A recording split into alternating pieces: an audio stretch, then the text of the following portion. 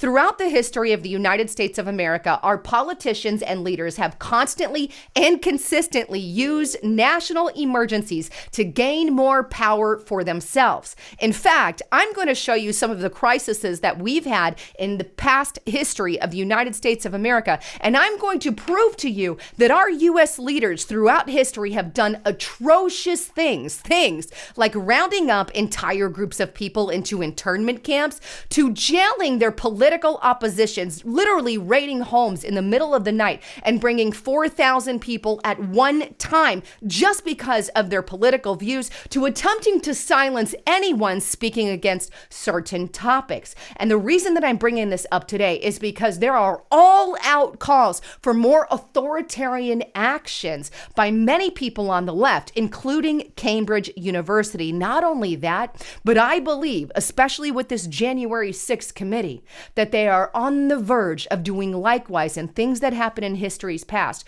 we should be prepared and ready for in case they happen again in the future. I've got one powerful report that you're not going to want to miss. But before I get into the report, I want to give a big shout out to my partner at noblegoldinvestments.com. If you've not converted your 401k into something backed by gold, silver, precious metals, do it today. Because with any approved plan that they have, they are giving away this 1/10 ounce gold coin here. This thing is awesome. America the Beautiful, with any approved plan that you start. So give them a call and let them know you heard it on Lisa Haven and get started on the right plan for you and your family. All right. So with that, let me just say a quote that I want to start this entire broadcast off of. And it's this. And I don't remember who said it, but it's states this: if you allow politicians to break the law during emergencies, they will create never-ending emergencies to break the law. In other words, we're going to have national emergency after national emergency after national emergency in order that they can constantly usher in policies that are so disturbing it would chill you to the bone, kind of like is happening right now with the COVID-19 pandemic, and kind of like the January 6th committee is attempting to do right now, which you're going to see, where they want to implement new measures and rules in order to massively spy on their political opposition. Let's go back. Let's start first, though, with an article that I found out of Cambridge University. And the reason that I want to show you this first is because this Cambridge University study is actually begging for authoritarian action over climate change. You know, the never-ending crisis that will be in place forever. Amen. And leftists are now calling for Biden, aka Biden, to declare it a national emergency. Now, the only reason that you would want to do something like that is so that you can get away with tyrannical powers unlike we have ever seen before. And I've got so much information. But let me take you to the Cambridge University study here. And I have to read to you what it says. It says political legitimacy, authoritarianism, and climate change. And here's the abstract of the entire article. And it really sums it up. It says, is authoritarian power ever legitimate?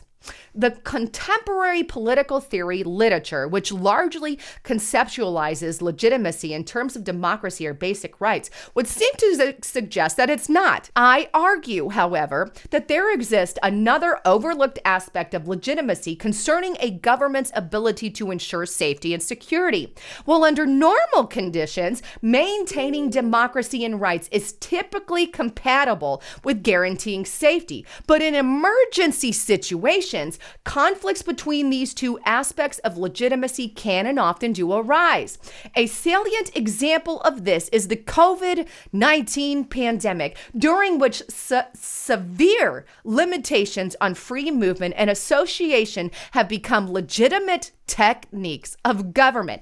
I beg to differ. However, climate change, they go on, poses an even graver threat to public safety. They're saying graver than COVID-19. Consequently, I argue legitimacy may require a similarly authoritarian approach. While unsettling, this suggests the political importance of climate action. For if we wish to avoid legitimating authoritarian power, we must act to prevent crisis from arising that can only be resolved by such means. Resolved, they mean, by authoritarian authoritarian power. This Cambridge article is advocating in the name of climate change that they push authoritarian power, much like COVID-19 power grabs, like lockdowns, mandates, and measures for the climate hoax, which, by the way, will never, ever, ever, ever, ever, ever go away. It's always going to be there because we always need to save Mother Nature. So you see how this becomes ever so truer today. And I quoted this: if you allow politicians to break the laws during emergencies, they will create never-ending emergencies to break the law. And now we've got their little useless idiots literally advocating for tyrannical dictatorship, like climate dictatorship. You know, we're all going to lock down for a certain amount of time in the name of saving a planet. We're all going to buy a specific kind of car in the name of saving a planet. We're all going to turn off our ACs and air conditioners or set them to really high temperatures in the name of saving the planet. We're all going to stop eating meat in the name of saving the planet. It doesn't matter about your health. It's the Orwellian dictates. Think it doesn't happen? Well, let's think about every crisis that we've had in the past in the United States of America. Let's start with one of the biggest crises, World War I. What happened during World War I that the mainstream media fails to inform you about? Well, let's go to an article on the History Channel, thehistorychannel.com or thehistory.com. They've got some really good articles on here. And it says the Sedition and Espionage Acts were designed to quash dissent, political opposition, during World War I. As the United States entered World War I, President Wilson and Congress sought to silence vocal and written opposition to United States involvement in the war. They even enacted, by the way, not the Patriot Act. That's later in the talk, but they even enacted the draft. That's when the draft came into play. Well, I'll bring this up and leave it in the information box below, but the draft in World War I. And it's not just the draft. You have to remember they tried to silence their opposition. And in doing so, they did something called the Palmer raids. You may not have heard about that. And that's because they don't want you to know about it. They want to keep it under the rug, some of the atrocities that they've committed. Here we are. And this is found on fee.org. The Palmer Raids, America's Forgotten Reign on Terror. The raids constituted a horrific, shameful episode in American history, one of the lowest moments for liberty since King George III quarantined troops in private homes. Now, the article goes on to kind of explain what this is, in case you don't know. It's exactly 100 years ago. And this was written, I believe, in 2020, so a little over that. On January 3rd, 1920, Americans woke up to discover just how little their own government regarded and cherished the Bill of Rights, kind of like today. During the night, some 4,000 of their fellow citizens were rounded up and jailed for what amounted in most cases to no good reason at all and no good due process either. Welcome to the story of the Palmer Raids, named for their instigator, Attorney General Mitchell Palmer. Though it's largely forgotten today, it's a very shameful time. And it goes on to say, the terror during the night of January 2nd through the 3rd, 1920, shocked, and this is 1920, please keep that in mind, shocked and frightened many citizens. In her book, 1971, America's Reign of Terror, World War I, the Red Scare, and the Palmer Raids, Roberta Strauss writes this, and this is what is quoted from her book. Terror is not just a body count. Terror exists when a person can be sentenced to years in prison for an idle remark, just for something you said. When people are pulled out of their beds and arrested, when 4,000 persons are seized in a single night, and when arrests and searches are made without warrants. Now they can do that legally with the Patriot Act, but I digress. Moreover, for each person sent to prison for his views, many others were silenced. The author amplifies documents of the government's insensitivity to civil liberties during this period. It's frequently brutality and callousness and the personal grief that ensued. Now the targets of the Palmer Raids were radicals and leftists who were deemed by the Wilson administration to be hostile to American values. Now, I'm not a radical leftist. I'm nowhere on the left. I'm a Republican libertarian, right? However, This is uncalled for. I don't care what side of the fence you're on. These leftists should not have been raided in the middle of the night. I stand for freedom, and I stand for freedom of all people. Why do we forget these atrocities? It seems now, 100 some odd years later, now they're going after the right. But the article goes on to talk about some more situations that arose that you may or may not recall. The administration of John Adams, an American founding father, a patriot, briefly shut down newspapers and dissenting opinions with its Alien and Sedition Acts of 1798. That happened in 1798. Shut down newspapers, didn't want them to talk about anything. Abraham Lincoln, he even suspended the right of habeas corpus, and arrested thousands of political opponents in northern states. Thousands of them. Let's go on a little bit more. And here it is. Congress passed the Espionage Act even. Any person who made, sounds familiar to today, listen, false reports or false statements with intent to interfere with the official war effort could be punished with 20 years in jail or a fine of $10,000. That's $250,000 in today's money, or even both. It was amended in May 1918 by the Sedition Act, which made it a crime to write or speak anything disloyal or abusive about the government, the Constitution, the flag, or the U.S. military. If it happened a little over 100 years ago, and it happened even before then, what's to stop it from happening again? 4,000 people arrested in the middle of the night claimed of being leftists and radicals for idle talk, for something that they said. Let's move on a little bit. What about World War II? What happened there? Well, this is what I'm talking about. World War II, we did the atrocious thing of Japanese internment camps. Yes, we round up people for being Japanese and put them into these internment camps out of straight up fear here in the United States of America. Let's fast forward. What about September 11th, right? What happened then? Well, that's when we ignited, and I cannot stand George Bush. He is not a Republican. I can't stand him. But anyway, history proves that at 9/11, what did they do? They ignited the never-ending national crisis and emergency situation of a war on terror. Still going on. Never ending. And it has allowed them to do uncalled for and unconstitutional things like the infamous Patriot Act.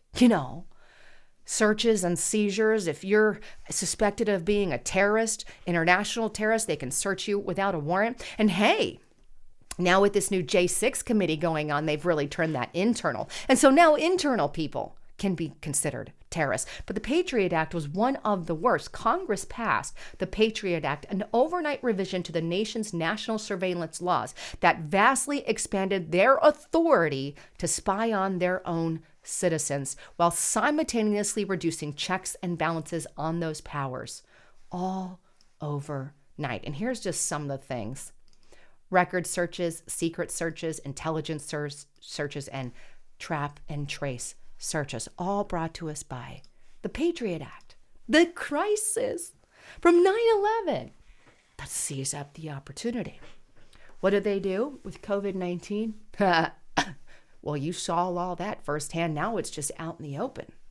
Mandates, lockdowns, measures, mask mandates that never go away, COVID passports, vax passports, the whole 9 yards, right?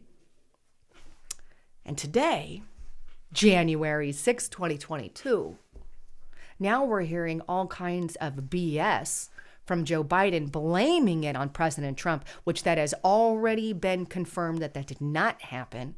And in my opinion, it wasn't any kind of insurrection at all. At all. No police officers were killed by any of the Trump supporters or people at that event. None. But somehow they're comparing this to a crisis like September 11th. Why would they do that? To pass more rules and regulations. They have already called with this J6 committee. They are literally calling for more surveillance and more rules and more regulations against their political opposition right now. They've already called for it, and they are calling for it. And they're literally calling for records and information from not just congressional leaders, but media personnel. Here's the J6 committee. They're calling this a crisis, a national crisis, so they can pass some pretty heinous things. And here it is. This is the January 6th committee on House.gov. And here they are. They're requesting information from Sean Hannity, from Jim Jordan there, from Representative Perry. They're just adding anyone and anyone. Any of our congressional leaders who maybe said, hey, that sounds great. I want to go attend this rally. Well, there's nothing wrong with attending rallies. The problem is they're using this particular rally as a banner to go after their political dissent. That is all it is. It is a banner of control. And you want to know something else? And you really need to know this. Right now, there are organizations out there, right, trying to disqualify Republicans for the midterm election because they said they believe the election may have had issues. Right?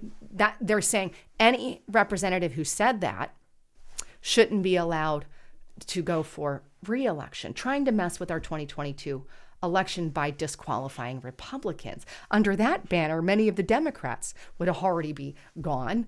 And they're also saying, because they incited an insurrection, which they didn't, they should be disqualified. And here's what I'm talking about. There's actual groups advocating for this right now. Here's one of them here.